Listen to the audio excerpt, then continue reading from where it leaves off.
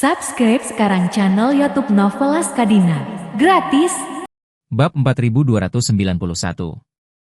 Randall melihat niat membunuh yang tersembunyi di mata Charlie. Hatinya tiba-tiba ketakutan sampai ekstrim. Dia berlutut dan bersujud sambil memohon sambil menangis. Pak Wade. Aku masih muda dan impulsif. Tolong, demi keluarga saya, yang setidaknya merupakan keluarga Tionghoa terbesar kedua di Amerika Serikat. Maafkan saya kali ini, berapa banyak uang yang Anda inginkan? Tanyakan saja, ayah saya akan membuat Anda puas. Tolong. Charlie tidak ingin melihatnya berakting, jadi berkata dengan suara dingin. Randall, kamu benar-benar berpikir uang adalah segalanya? Kakek buyutmu sangat kaya. Apakah dia tidak gagal memegang posisi kepala keluarga? Aku memberitahumu, bahkan jika aku menukar seluruh aset keluarga Fei untuk hidupmu, aku tidak akan menyetujuinya. Orang dewasa harus membayar harga untuk tindakan mereka. Belum lagi kamu, bahkan ayahmu dan kakekmu harus membayar harga yang sesuai untuk tindakanmu. Karena seperti pepatah lama, jika anak tidak diajari, ayah yang salah. Randall tanpa sadar bertanya, apakah kamu tidak takut keluarga Fei akan membalas? Ayahku, kakekku, jika mereka tahu bahwa kamu membunuhku, mereka pasti akan mengabdikan semua keluarga Fei untuk membalaskan dendamku. Ayahmu, kakekmu? Ketika Charlie mendengar ini, dia mencibir. Sejujurnya, kakek buyutmu Douglas dan bibi sepupumu Stella sekarang dilindungi oleh orang-orangku. Aku tidak hanya akan menyelesaikanmu, tetapi juga ayah dan kakekmu. Jika kakek buyut Anda memiliki kesempatan untuk kembali ke Amerika Serikat, apakah kamu pikir dia akan membiarkan ayahmu dan kakekmu pergi?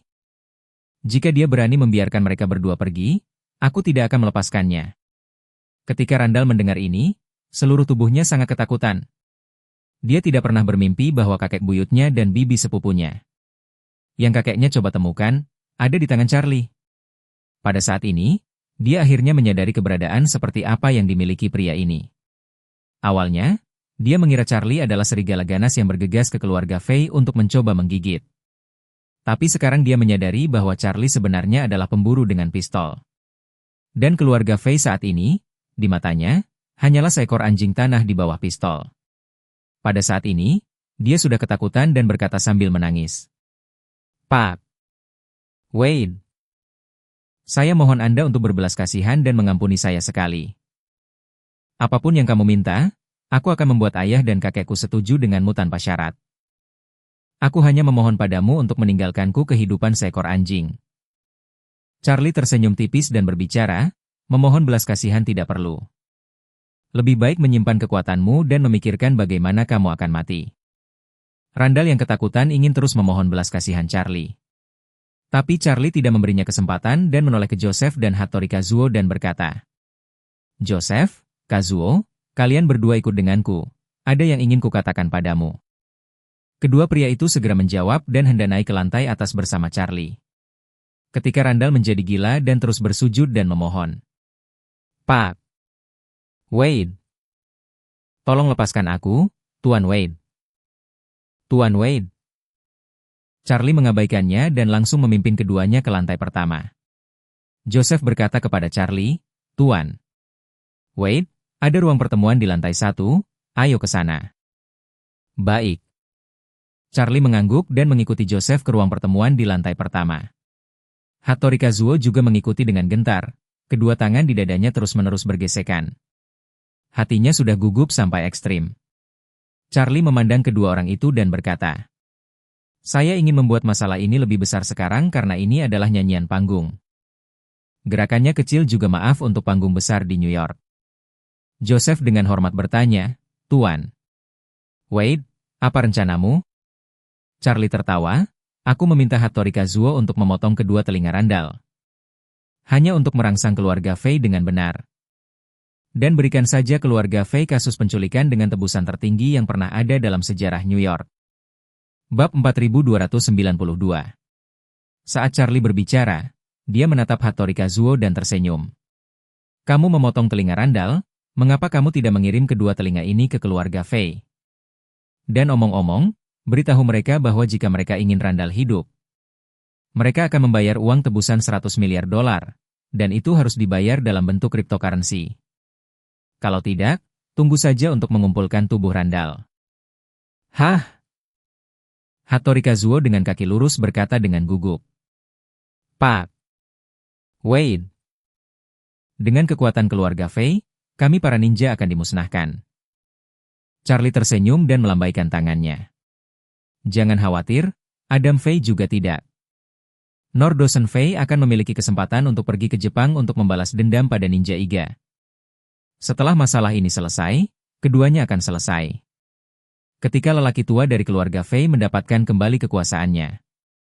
Ninja Iga Anda tidak akan menjadi musuh keluarga Fei, tetapi salah satu dermawan keluarga Fei.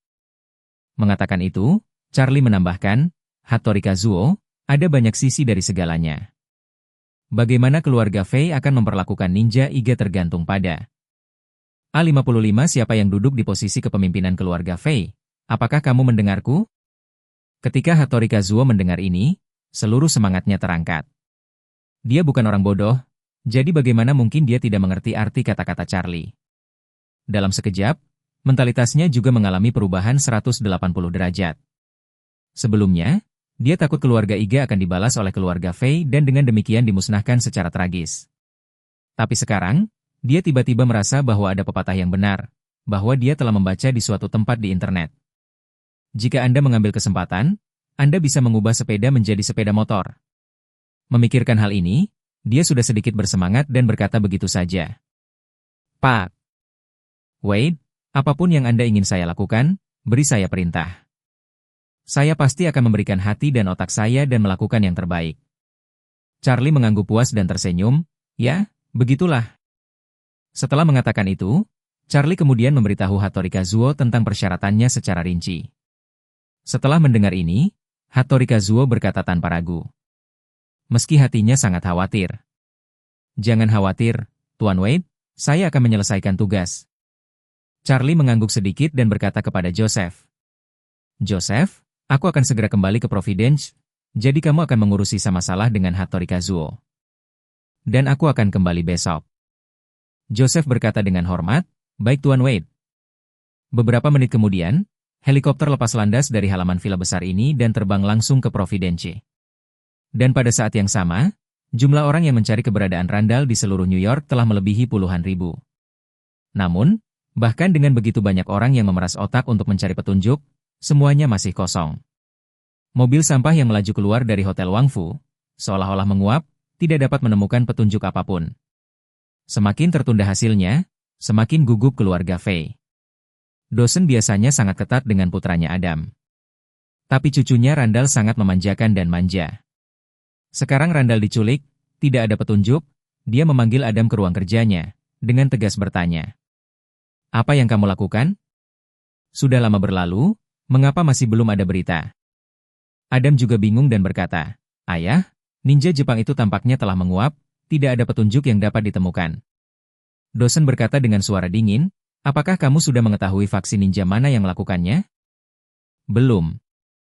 Adam menghela nafas, data entry telah ditransfer. Tapi ada terlalu banyak orang yang menyaring, yang lebih penting adalah ninja-ninja ini bisa menyamar.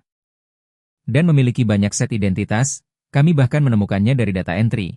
Itu mungkin bukan identitas mereka yang sebenarnya.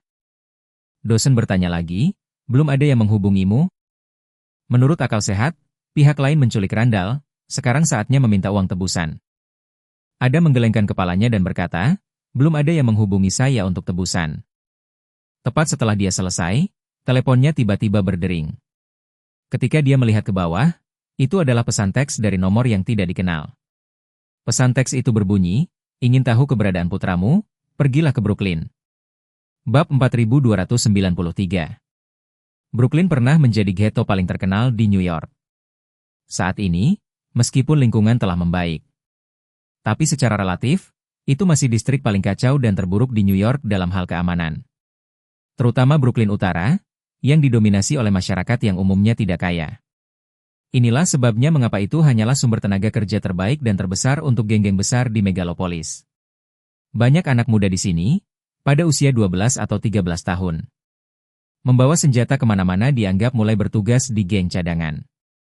Pada usia 14 atau 15 tahun, mereka telah makan, minum, berjudi, terlibat dalam vandalisme dan penjarahan. Di tempat seperti ini dengan keamanan yang sangat buruk. Di jalan, jika Anda secara acak memilih 10 pemuda, Anda dapat menemukan 11 senjata. Biasanya belum lagi orang biasa, bahkan polisi pun tidak berani berpatroli di tempat seperti ini. Kontak pertama dari Hattori ada di sini mengikuti perintah dari Charlie. Adam melihat pesan itu dan berkata dengan panik, "Ayah, seseorang mengirimi saya pesan teks yang mengatakan itu. Jika saya ingin tahu keberadaan Randall, saya harus pergi ke Brooklyn." Mendengar ini, dosen menampar meja dan berkata dengan marah, "Ayo, suruh seseorang segera bersiap. Juga cepat dan berikan nomor ponsel ke Departemen Intelijen, dan minta mereka memantau lokasi ponsel ini segera." Adam sedikit terkejut dan bertanya, "Ayah, aku pergi?" "Omong kosong." Dosen berseru, "Jika Anda tidak pergi, apakah saya akan pergi?" Adam berkata dengan agak gugup, "Lokasinya tidak aman, dan aku khawatir ini jebakan." Dosen melambaikan tangannya dan berkata, "Tidak ada yang perlu dikhawatirkan. Kamu pergi saja, biarkan seniman bela diri pergi bersamamu. Selain itu, ambil 2 tim pengawal untuk diam-diam melindungi keselamatanmu. Dalam hal ini, bahkan pasukan khusus tidak dapat menculikmu." Melihat sikap ayahnya yang ngotot, Adam pun mengangguk dan berkata, "Kalau begitu aku akan menanyakan alamat tepatnya." Setelah mengatakan itu, dia mengirim nomor ponselnya ke tim intelijen keluarga Faye. Sambil mengangkat teleponnya, membalas pesan dan bertanya, "Di mana saya harus bertemu dengan Anda?" Setelah mengirimkannya, pesan itu tenggelam seperti batu di laut dalam. Tim intelijen juga menyampaikan pesan bahwa nomor ponsel itu sekarang dalam mode mati dan tidak dapat ditemukan. Ketika Adam melihat ini, dia tahu bahwa pihak lain adalah seorang profesional, dan hatinya bahkan lebih khawatir. Pihak lain bisa menculik Randall, jadi dia jelas bukan pencuri biasa. "Mungkin sudah diam-diam mengawasi kami, kamu pergi saja ke Brooklyn. Saya percaya bahwa ketika Anda sampai di Brooklyn, dia akan menghubungi Anda." Adam tidak berani menolak, dan hanya bisa setuju dengan bibir atas yang kaku. Dia cemas tentang penculikan putranya, tetapi dia berharap menggunakan uang itu untuk menyelesaikan masalah. Atau gunakan saja orang-orang keluarga Faye untuk menyelesaikan masalah, dan tidak mau mempertaruhkan nyawanya sendiri. Tetapi saat ini dia tidak punya pilihan lain selain mengikuti instruksi ayahnya, mengatur tenaga kerja dan bersiap untuk pergi. Segera, 3 konvoi meninggalkan tanah keluarga Faye satu demi satu. Mereka memiliki 2 tugas. Pertama, untuk diam-diam melindungi konvoi Adam. Dan kedua, menunggu informasi dari tim intelijen. Sehingga begitu ponsel pihak lain dihidupkan dan lokasi mereka ditemukan, mereka akan segera mengambil kendali atas mereka.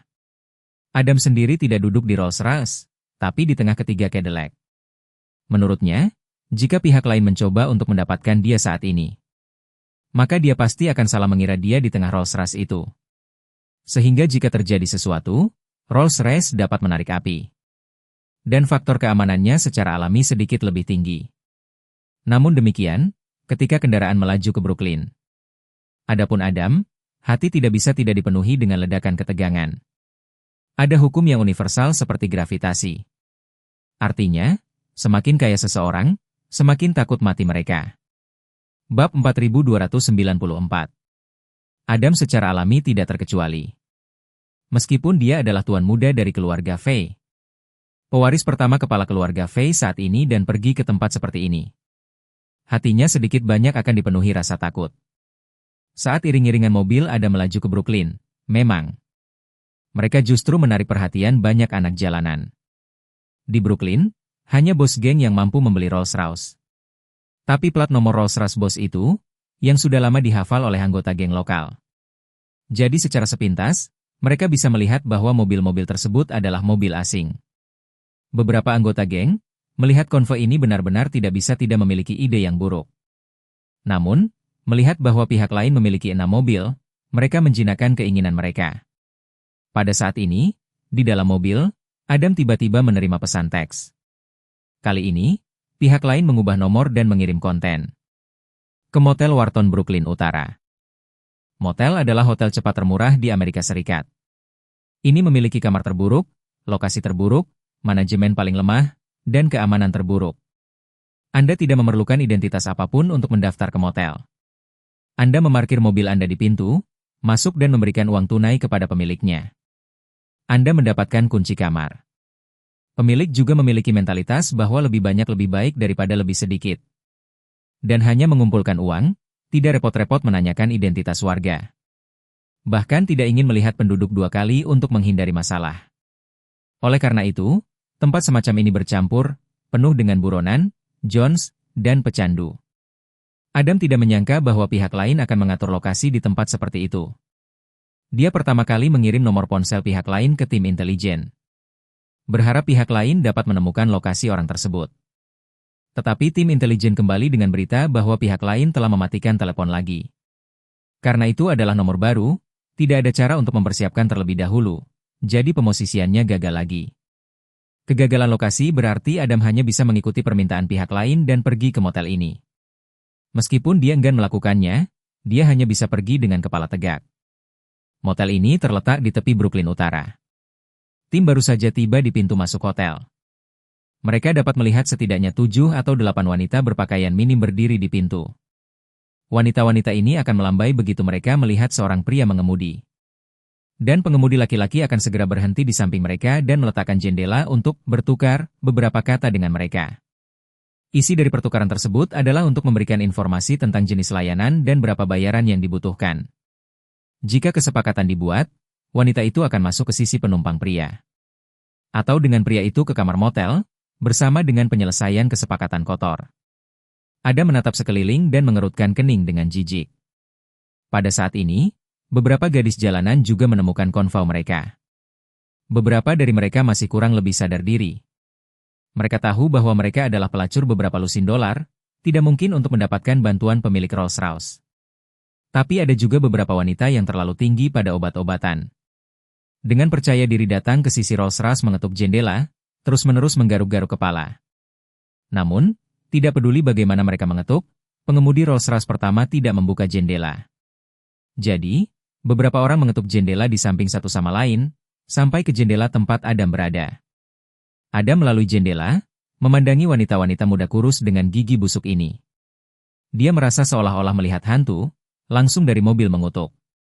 Apa-apaan ini semua ini? Keluarkan mereka dari sini dan jauhkan mereka dari mobilku. Pengawal di sisi penumpang berbalik dan menjelaskan. Tuan muda, wanita-wanita ini memang seperti itu, kita tidak perlu mempedulikan mereka. Mereka tidak akan pergi sendiri tanpa mengetuk jendela. Mengatakan itu, dia menambahkan, apakah Anda melihat banyak jarum suntik sekali pakai yang dibuang di tanah di pinggir jalan? Mereka semua digunakan oleh wanita-wanita ini, masing-masing adalah pecandu narkoba. Setiap hari mereka turun ke jalan untuk mencari uang makan, beli barang selundupan. Banyak dari mereka mengidap AIDS, kita aman jika tidak membuka jendela. Persetan? Adam meludahkan kutukan yang memuakan dan marah, benar-benar menjijikan. Bab 4295. Hal yang baik adalah bahwa para wanita tidak mengganggu, melihat bahwa tidak ada yang membuka jendela. Mereka semua kembali ke pinggir jalan dan terus mencari target lain. Pada saat ini, ponsel Adam berdering lagi. Dia buru-buru melihat ke bawah, hanya untuk melihat kali ini nomor aneh baru mengirim pesan teks. Dan pesan teksnya adalah, lihat wanita pirang yang kehilangan 2 gigi seri di sisi jalan. Anda keluar dari mobil dan berjalan ke arahnya, memasukkan $1.000 ke kerahnya. Dia akan memberimu sesuatu, orang-orangku mengawasimu. Kamu tidak memainkan trik apapun, jika tidak, tunggu untuk mengumpulkan tubuh putramu. Adam menerima pesan teks ini, dan melihat ke pinggir jalan di mana berdiri beberapa wanita. Hanya untuk menemukan bahwa si pirang, wanita yang kehilangan 2 gigi seri. Bukankah wanita yang baru saja datang untuk mengetuk jendela mobilnya, dan membuatnya takut? Dengan pemikiran bahwa pihak lain mungkin juga mengidap AIDS, dia merasa muntah-muntah, hampir muntah. Namun, dia tidak pernah bermimpi bahwa orang misterius yang menculik putranya akan memintanya untuk memasukkan uang ke kerah wanita itu. Dia tidak bisa menahan diri untuk tidak mengutuk dengan marah, ini bukan pengganggu sialan. Jika benar-benar ada sesuatu untuk diberikan kepadaku, bukankah cukup memintanya untuk mengeluarkannya? Pengawal itu tidak bisa tidak bertanya, Tuan muda, apakah pihak lain mengirim pesan teks lagi? Adam memandang wanita di luar jendela mobil dan berkata dengan jijik. Nak, Dia memintaku untuk memasukkan $1.000 ke dalam kerah wanita itu. Sebagai imbalan atas sesuatu yang dia berikan padaku. Ini keterlaluan. Pengawal itu berkata, "Tuan muda, mengapa saya tidak pergi?" Pria itu seharusnya menginstruksikan wanita itu bahwa jika seseorang memasukkan $1 ke kerahnya, dia harus memberikannya kepadanya. Tidak. Adam berkata dengan acuh tak acuh, mereka memiliki orang-orang yang mengawasi secara rahasia. Jika saya bermain trik, mereka akan berbalik melawan Randall. Pengawal itu berseru, "Tuan muda, Anda tidak bisa pergi sendiri. Bagaimana jika wanita ini adalah seorang pembunuh atau dia memiliki bom pada dirinya? Kami tidak dapat menjamin keselamatan Anda." Ketika Adam mendengar ini, dia sendiri terkejut. Dia khawatir jika ini adalah jebakan terhadapnya. Kemudian begitu dia turun, dia takut dia akan bernasib